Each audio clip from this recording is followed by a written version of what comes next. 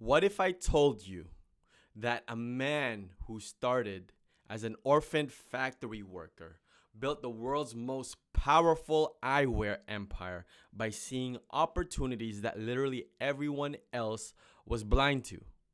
Meet Leonardo Del Vecchio, the visionary who transformed cheap reading glasses into luxury fashion statements and created a business monopoly so complete that chances are the glasses on your face right now came from his empire.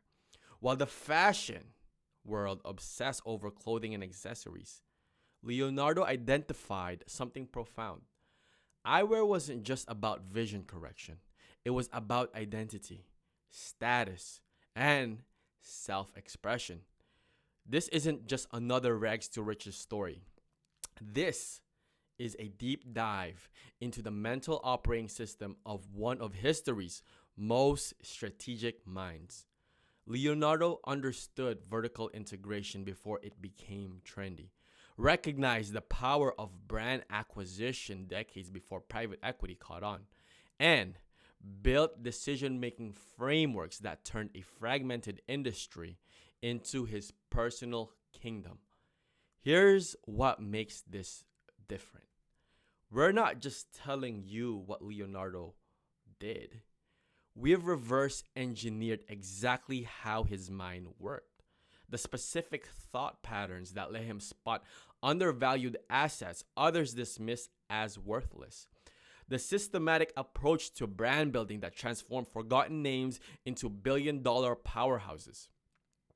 The strategic frameworks that enabled him to control manufacturing and retail distribution, which create an unbreakable competitive moat that still dominates today.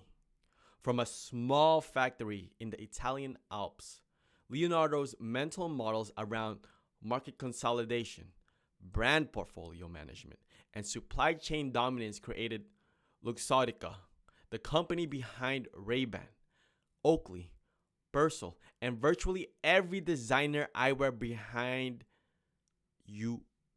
whatever you heard of. Now, his frameworks for identifying value where others saw nothing made him one of the Italy's richest men and built a $60 billion empire. So, for founders, you'll discover the exact decision-making process that Leonardo used to identify which markets to enter, which brands to acquire, and how to build businesses that become essential infrastructure to entire industries. And for the investors, you'll learn to spot the patterns that indicate when a company is building true competitive moats versus just growing fast, and how to identify founders who think in decades, not just quarters. Because understanding how his mind works isn't just about eyewear. It's about mastering the mental models that build invisible empires in plain sight. So by the end of this video, by the end of this podcast, you'll possess the same strategic thinking and frameworks that built a monopoly so complete it controls what the world sees through, literally and figuratively. So let's dissect the mind of a dynasty designer. First, we're going to be talking about his principles and how he got started. Now, his principles is unwavering perseverance and relentless drive for excellence. Leonardo believed that you should always strive to be the best at what you do and never settle. He also believed in simplicity, transparency, clarity, and humility. So this is how he applied it. From poverty to power. He was born into a very poor family in Milan. His father died before he was born, and he grew up in an orphanage called Martinit. From an age of 7 to 14, this tough start gave him a will of iron and taught him discipline and precision.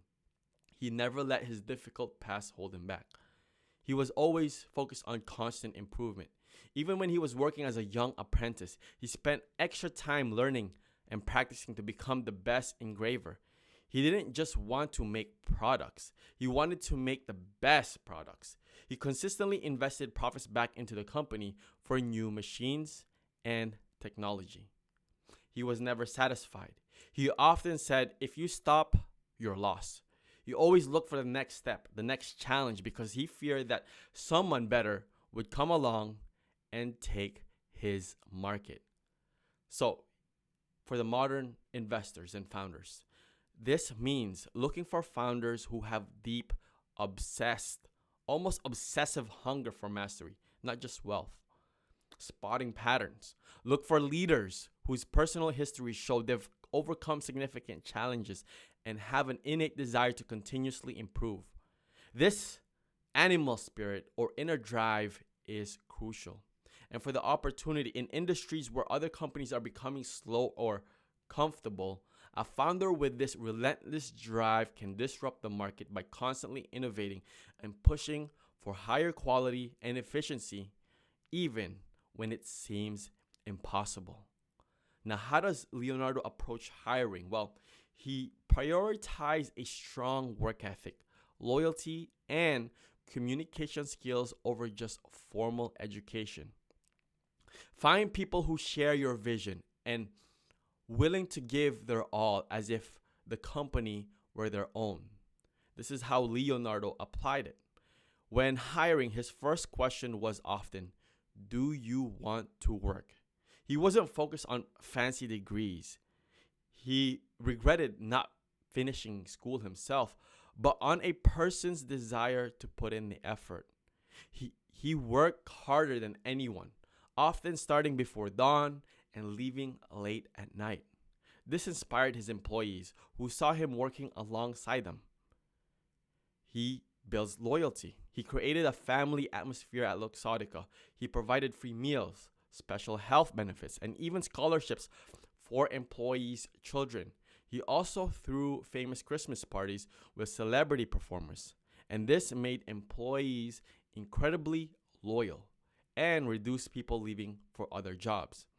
Now, how did he spot talent? He recognized the importance of communication in leaders, saying it's quality that cannot be taught. He trusted people like Luigi, who became his right hand and managed production. So how does this apply today for founders and investors? Well, look for companies that invest heavily in their internal culture and employee well-being, fostering a sense of ownership and loyalty. Check online reviews or internal social groups for employee sentiment.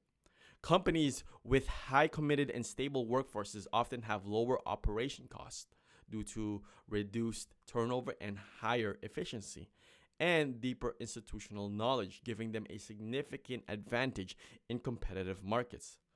Founders should prioritize fit and raw drive over purely academic qualifications, especially in innovative fields. Now, what is Leo's decision-making framework? Let me just, no, it's good. It's not blurry. All right, so bold intuition backed by meticulous attention to detail and real-time data. He made quick, decisive choices, but always kept a very close eye on the smallest numbers and details. So how did Leo apply it? Well, instinct first and data second, but essential. While he relied on his gut feeling, especially in the early days, he quickly embraced data when Roberto, his numbers man, joined the company. He would check real-time sales data from his phone, even for individual stores. Leo was known for his simplifying complex situations and making decisions that were straightforward and to the point. He didn't like the long meetings or flowery language. Now, when it comes to risk taking, he wasn't afraid to take huge risks, like buying out his partners with almost no money or launching a hostile takeover of a much large American company. He saw these as necessary for growth and survival. Now, how does this apply today for the investors, founders? Well, identify leaders who are both visionary and intensely practical. They might have a strong gut, but use data not to question their vision, but to find the best way to execute it. Look for founders who are known for decisive action, especially after a crisis or a market shift. Now, the opportunity in fast changing markets, companies that can quickly validate bold ideas with data and execute rapidly will outmaneuver slower or more cautious competitors.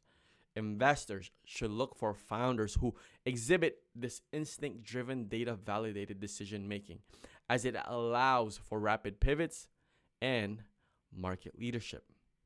Now, how did Leo handle mistakes, failures, and setbacks? Well, learn from setbacks, stay flexible, and adapt quickly. Even when things go wrong, there's always a way forward.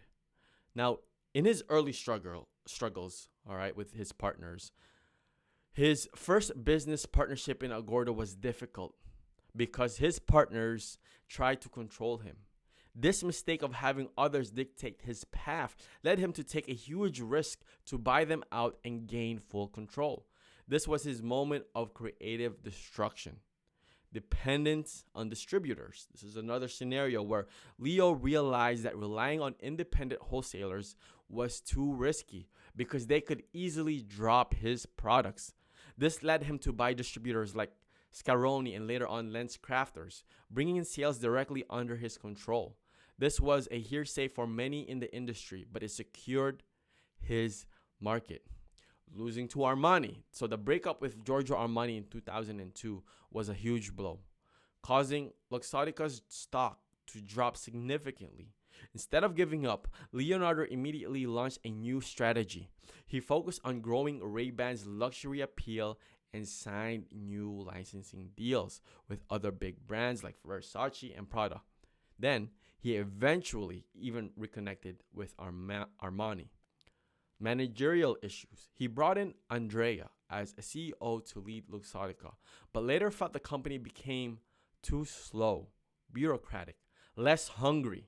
Under his leadership, and Guerrero was distracted by politics, Leonardo, at almost 80, returned to lead the company himself to fix these issues. Now, if you haven't already, subscribe and like. All right. This one's very important. Leadership style. What is Leo's leadership style? Well, leading by example, showing, not just telling. He was in hands-on involvement and fostering a strong sense of shared mission and loyalty among employees.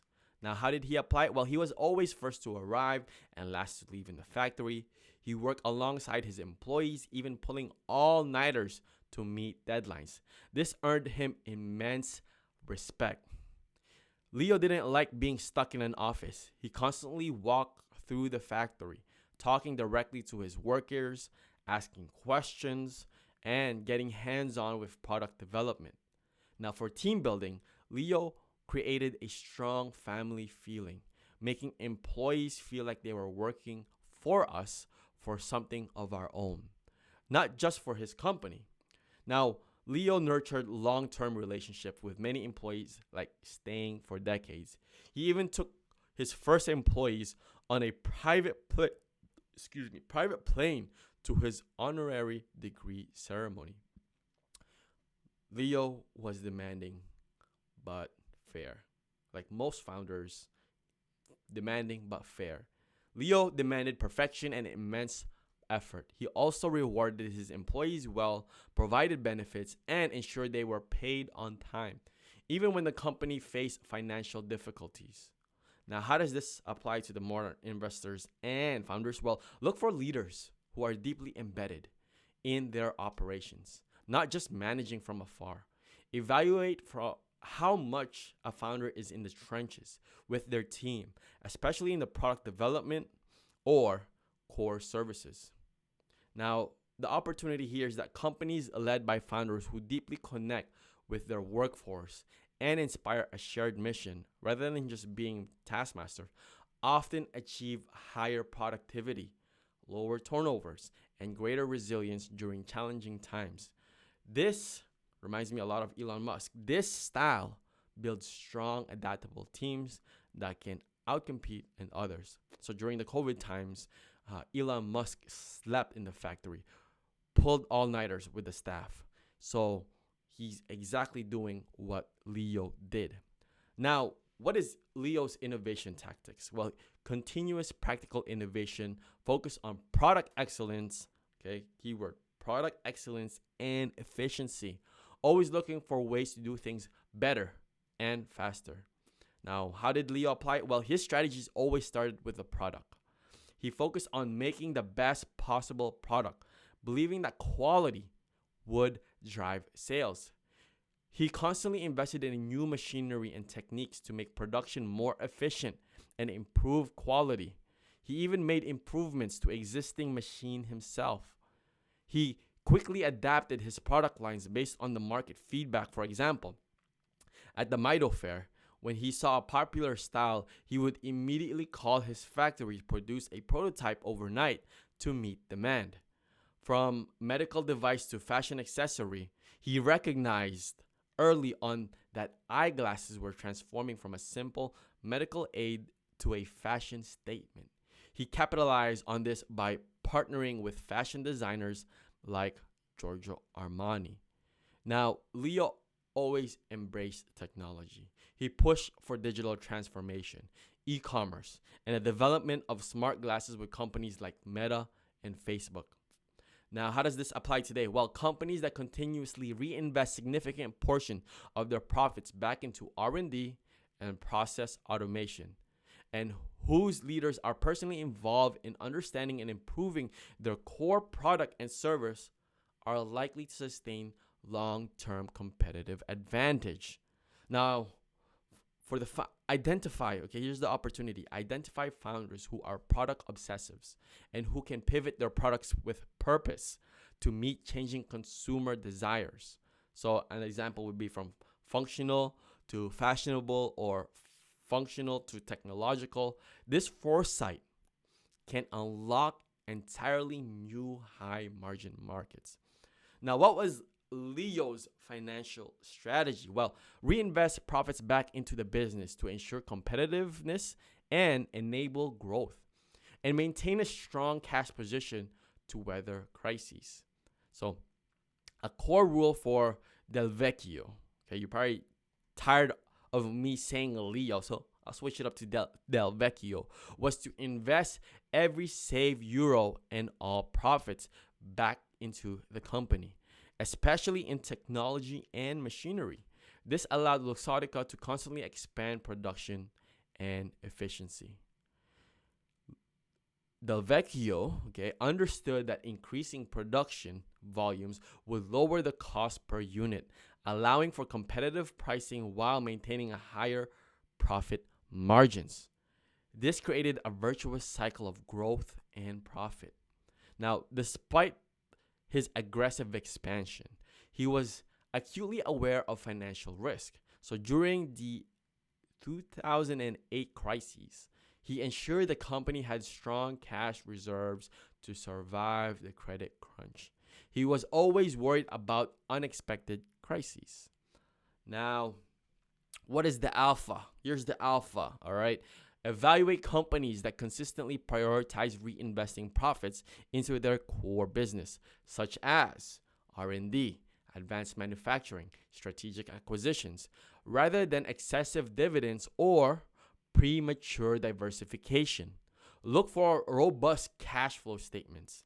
Invest in business that understands scale economics and use disciplined reinvestment to continuously drive down unit costs while improving quality. This allows them to outcompete rivals on price or quality or both and build unbeatable positions. Now, what is this decision-making framework and the mental models for partnerships and networking? Well, leverage relationships strategically to gain market access, knowledge, and credibility, but always aim for independence and control. So, he first moved to Agordo by partnering with existing eyewear entrepreneurs, Da Corta and Toscani. Leo agreed to be a minority owner but insisted on having full control over daily operations. This allowed him to learn the market and build his base before gaining full independence. Key client relationships. So he cultivated strong relationships with key clients like Boris, his important American client, who provided crucial advance payments during a financial crisis. Leo's partnership with Giorgio Armani was a game changer. It transformed eyeglasses into a fashion accessory and gave Luxottica immense credibility and access to the luxury market. Even after a tough split, he managed to reconnect years later. Now, for the big tech collaborations. He collaborated with Mark Zuckerberg of Facebook, which is Meta, on smart glasses, showing his willingness to partner with new industry leaders to stay at the forefront of technology. Now, here's the alpha for you. Look for companies that form partnership that are truly complementary, enable them to control more of their value chain or access new high growth markets. Pay attention to how companies gain leverage from their partnerships over time.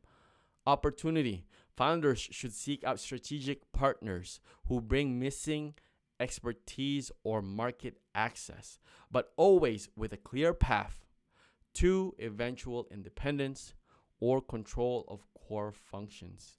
The ability to identify and leverage relationships to accelerate growth while minimizing long-term dependence is a powerful skill. Now, scaling mechanics. What is the decision-making framework in the mental models for scaling mechanics? Well, aggressive, continuous expansion driven by market demand and the need to amortize investments. Growing bigger is necessary to stay competitive and maintain leadership. So, from a small workshop in Milan, Leo quickly moved to Agordo to become closer to clients and benefit from local incentives. He then bought out his partners to gain full control.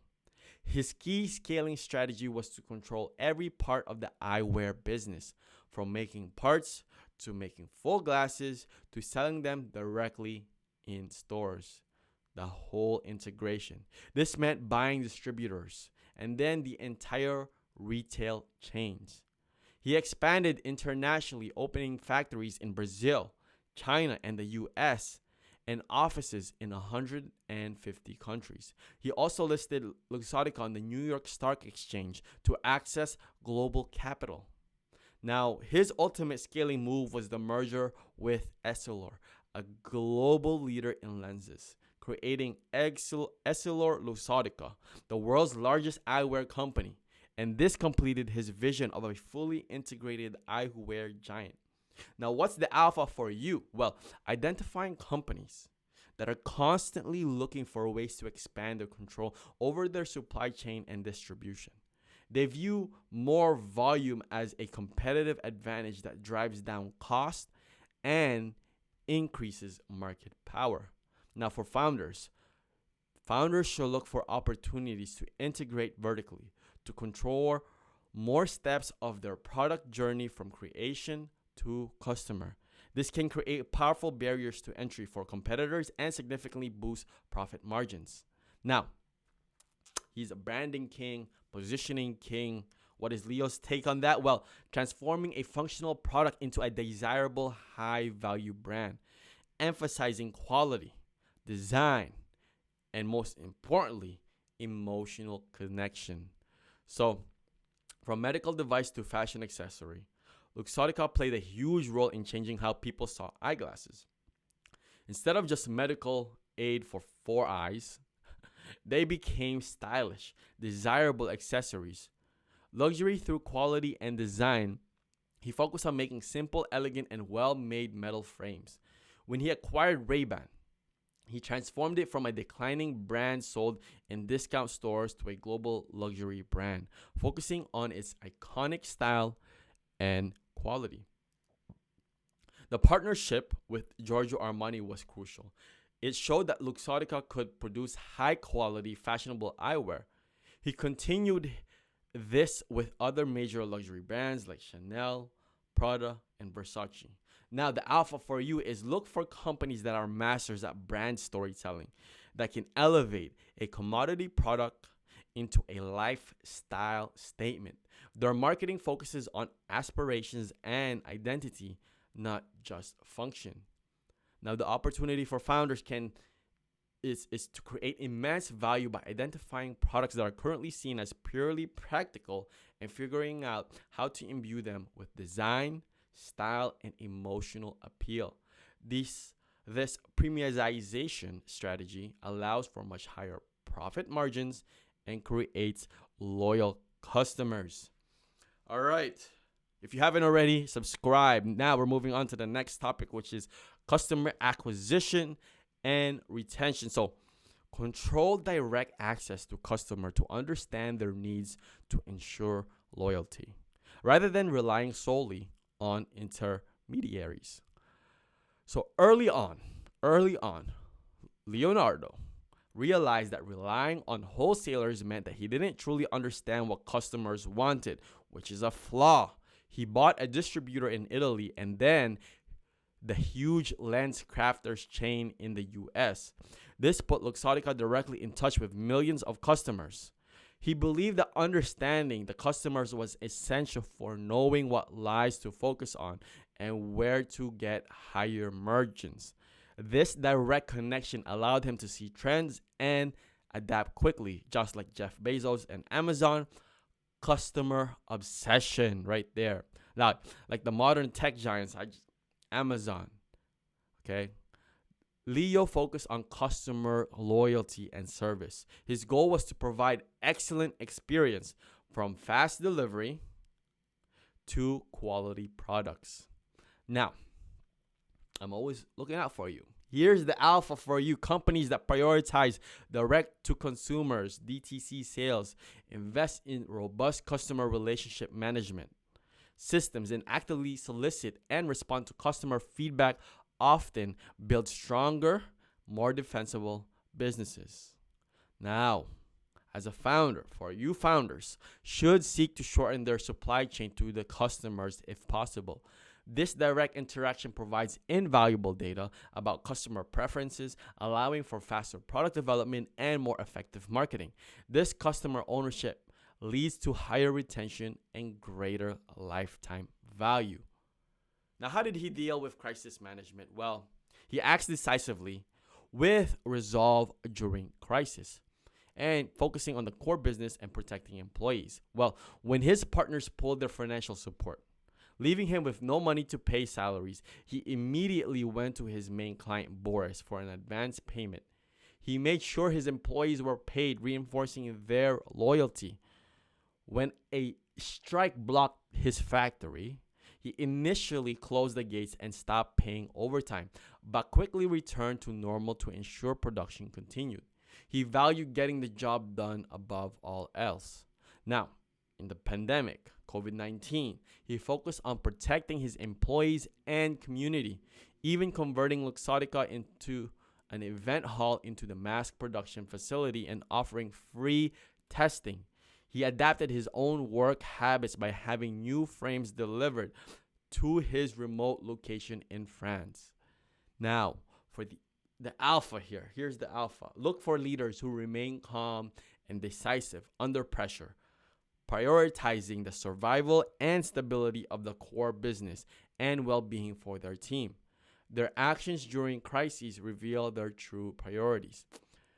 For investors, companies with leaders who can quickly adapt, secure finance, and maintain employee morale during economic downturns or unexpected global events will emerge stronger. These moments highlight resilience and often allow them to gain market share while less agile competitors struggle.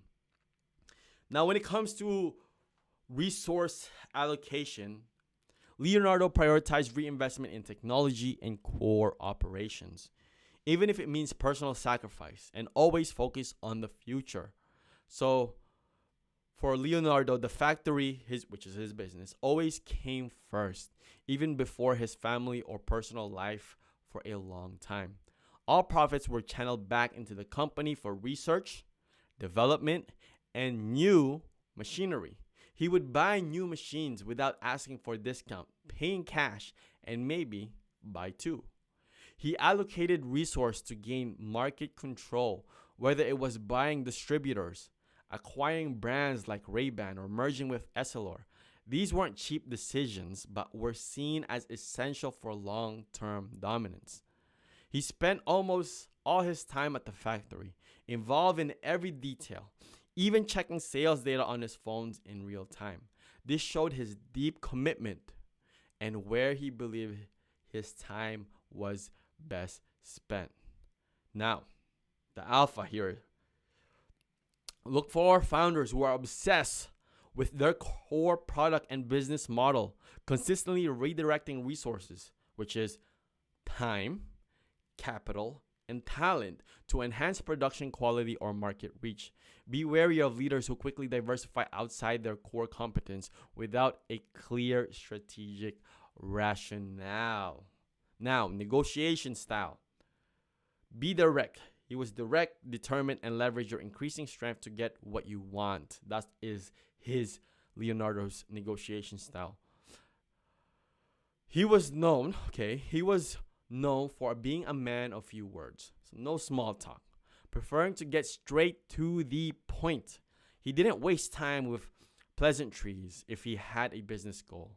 When negotiating with his initial partners, he insisted on having control, even as minority shareholder. Later, when they tried to pressure him, he stood firm, eventually buying them out.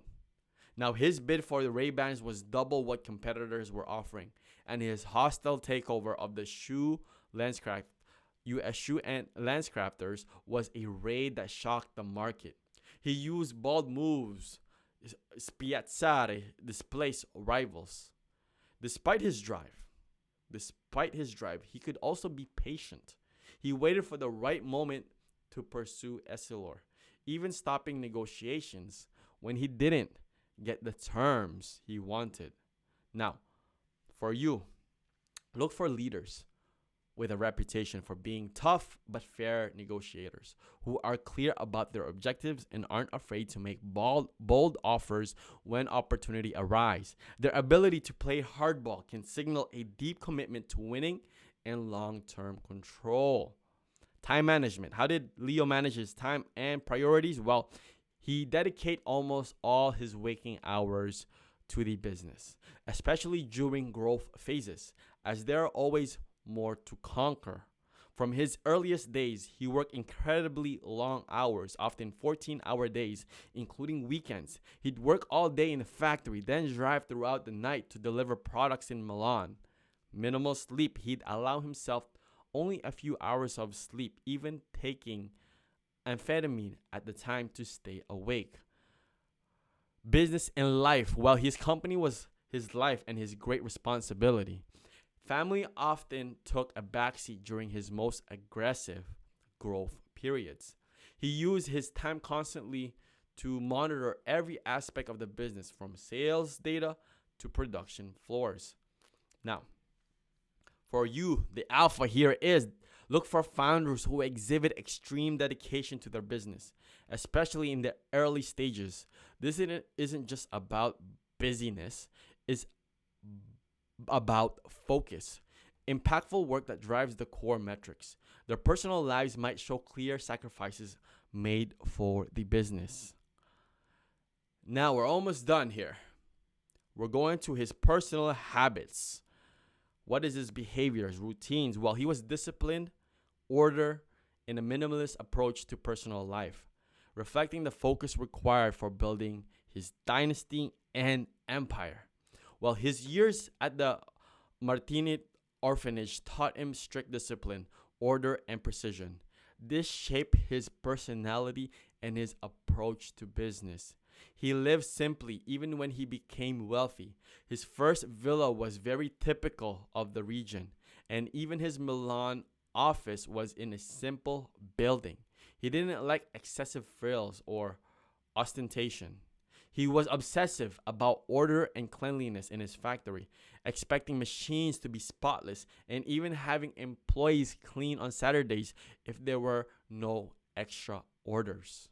Now, he continued a habit from orphanage of ending every meal with an apple cut into four pieces. He was not greedy for sweets in public, although he admitted it privately. Now, we're moving on to the next, which is information, how he learns. Information processing filters.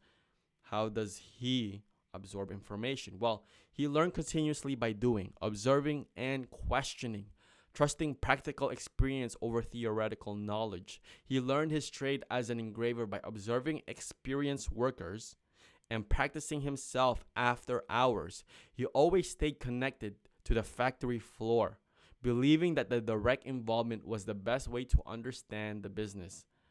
He consistently and constantly asked his managers and workers why. Always asking why. This is a sign of intelligence right here. So things were done a certain way. So pushing for a deeper understanding and improvement. Despite regretting his limited formal education, he gained immense practical knowledge and applied simple, effective rules to his business. He once said, "Ignorance is not known by the work you do, but by how you do it." He distilled complex businesses challenges into simple, actionable rules like every euro saved is a euro more profit. So do you want to hear the alpha? Do you want to hear the alpha on that take? Well, you got to hit the like and you have to be subscribed. Now, here is the alpha. Identify leaders who are active learners, not just through formal channels, but through constant hands-on engagement, asking probing questions, and continuously adapting their methods based on real-world feedback. They see the value in first principles thinking. Now, we move on to the technology adoption, which is embrace advanced technology and automation aggressively, especially now with the AI, the revolution of AI. You gotta be aggressive now because that will enhance quality, efficiency, and competitiveness regardless of cost. So how did Leo apply it? Well, he quickly moved from manual engraving to industrial molds, using machines to produce more parts faster and more cheaply. He constantly sought out the best available machinery, even if it was expensive. He invested heavily in advanced machines and technology to improve productions and ensure the highest quality products. He even purchased Essilor's best machines for his Sedico plant before the merger. Now, in his later years, he pushed for Luxottica to embrace e-commerce and digital solutions. He even partnered with Meta to develop smart glasses, Mark Zuckerberg, showing his commitment to the future technologies. He was not afraid to be disruptive. He was not afraid of technology. He saw technology as a way to reinvent the industry and stay number one. He was willing to shake up traditional methods with new tools. Now, the last one, legacy and exit strategy. Well, ensure the long-term survival and continued leadership of the company beyond one's own involvement, even if it requires difficult personal decisions or complex structural changes. So, Leo realized that for Luxottica to outlive him, it needed to be managed by a professional, external CEOs, not necessarily his children. This was a painful but strategic choice for continuity. He tried several times to step back and hand over the reins. While initial attempts were bumpy, he constantly worked to set up a robust management structure and a clear line of succession.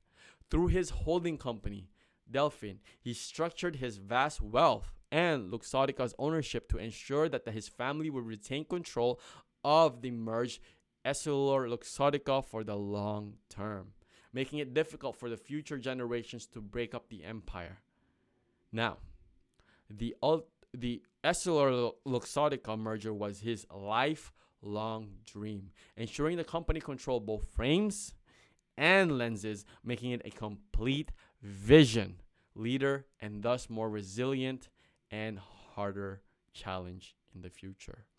Now, this is the alpha. Look for founders who are thinking about, if you're an investor, and if you're a founder, this applies to you. Look for founders who are thinking about institutionalizing their vision and ensuring the company's long-term survival, even as they age or step back. This includes strong governance structures, clear succession plans, and strategic mergers that create lasting competitive advantages.